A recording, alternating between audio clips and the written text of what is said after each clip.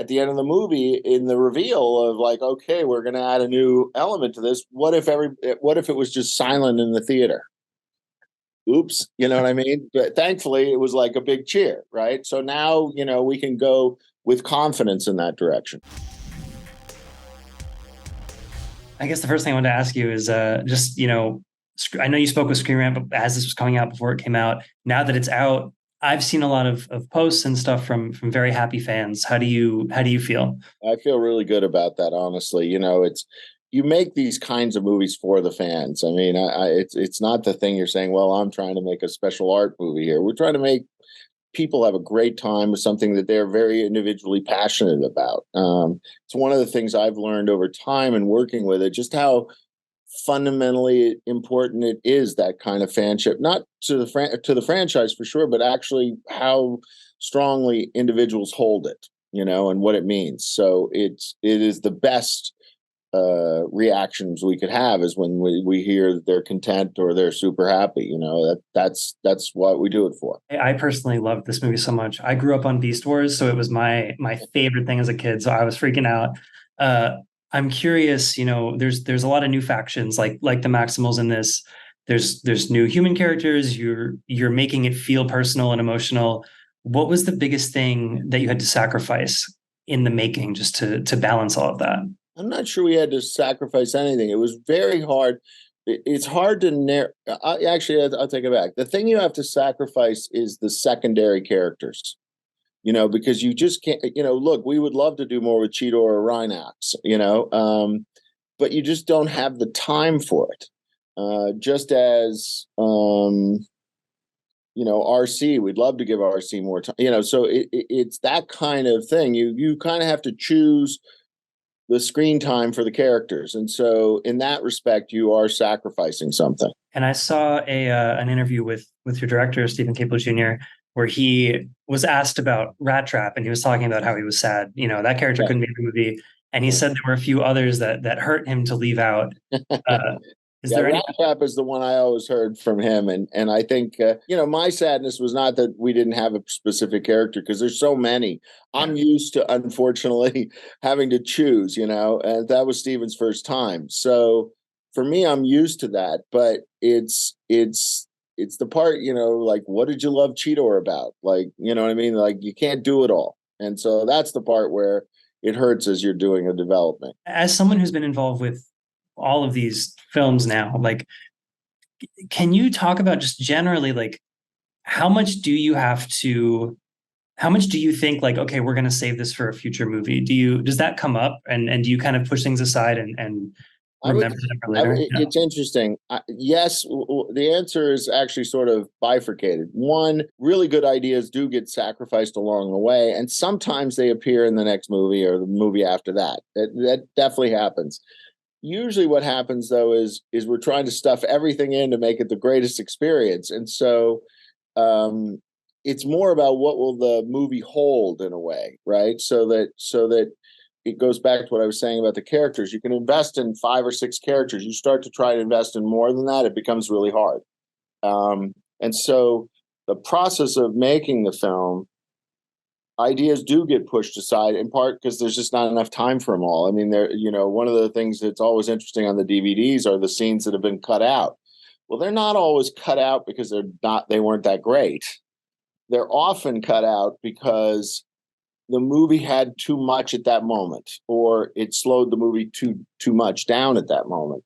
So that's also an interesting part of it is you put it in the movie and then you look at it and you're like, oh, that scene, I love that scene, but we can't do that. It's taking your eye away from the ball too much, or it's slowing the movie down too much. I also saw something where your director was talking about an instance where an onset explosion caused Anthony Ramos' jacket to, like, catch fire a little bit, and it got me wondering, where is the line in terms of where you want to be practical with your effects and where you want to be full CGI? Because obviously the full Transformer sequences, it's tough, but Yeah, look, I think one of the successes of Transformers is that even though we use obviously a lot of CGI, it doesn't feel like a CGI movie in many ways because we shoot so much practical. I have a personal opinion about it, which is I think these companies that make these movies, they feel fake to me a lot of times because it's visual effects on top of the visual effects. We always, if we're doing visual effects, we've always done part of it practically. So usually the demands of balancing those two is not about safety. It's usually, if safety comes into play, it's because it's a live action beat, a car chase, whatever that thing is. And then it's really rigorous, the safety that goes on around them. Like everything, something can go wrong, but if you've planned for it, it's just a brief second and everything's fine. We had a scene that got cut out actually where Optimus Prime rammed our bad guy when he was in truck form, and you go through a wall, and it was a big stunt, and it just turned out we didn't need it, so it doesn't end up in the movie. But at that day, you're sitting there, and that's almost your whole day is just making sure that one thing is safe before you do it. Obviously, it's a big deal that there's the G.I. Joe Transformers moment at the end of this film. How far into the future are you thinking when you plan a moment like this, or is this next movie's problem in a way? Well, it is a way next movie's problem because it's really hard to make one movie well. So this idea that you could plan this so well, I don't really believe it when I hear other filmmakers talk. Oh yeah, we planned it all out, and give me a break. If you have a series of books like Lord of the Rings or Harry Potter, that's a different situation. You're following something that's already been created. We like to watch the film with the audience and then get their reaction. A great example of this is if we had tried to plan ahead, we would not have planned Mirage to be a character in the next movie necessarily. After seeing the movie, you clearly have to, Mirage is almost a definite, right? So that's the kind of thing that you can't guess ahead. It's at the end of the movie, in the reveal of like, okay, we're going to add a new element to this. What if it was just silent in the theater? Oops, you know what I mean? But thankfully, it was like a big cheer, right? So now, we can go with confidence in that direction. And the cast of this movie is also fantastic. Like Pete Davidson's great in this. Michelle Yeoh's great. Everyone's fantastic. Was anybody particularly difficult to get to join, or was everyone kind of down for it? I don't think Pete had ever done anything like it before, so I think he had some natural hesitancy about like, how would I do this and what is this exactly? So that I think in a way, I think he was the one where we all weren't sure how it would mesh.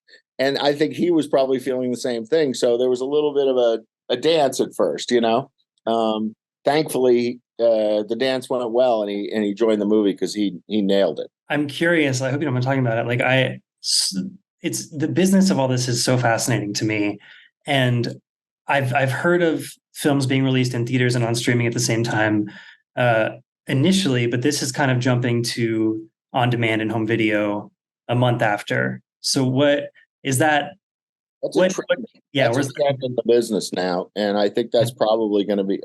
I try not to spend too much time worrying about the business because it's not in my control, and it's hard enough to do what we do. But the truth of the matter is, a lot of films are doing this. They're shortening their window. What they're finding is it's a simple economic thing, which is we've spent so much money advertising the film that it helps the DVD. So the closer you are, the DVD benefits from the additional closeness to the marketing is a sort of simple way to look at it. So I think, and also if you look at it traditionally, I want to say in the first 3 to 4 weeks, you do 90% of your box office anyway. It's by and large, it's a huge chunk of it. So in a way, it's the movies that are different are ones that go, 6, 7, 8 weeks. That's different. I know Avatar, is a good example of one that would keep going, right? But yeah.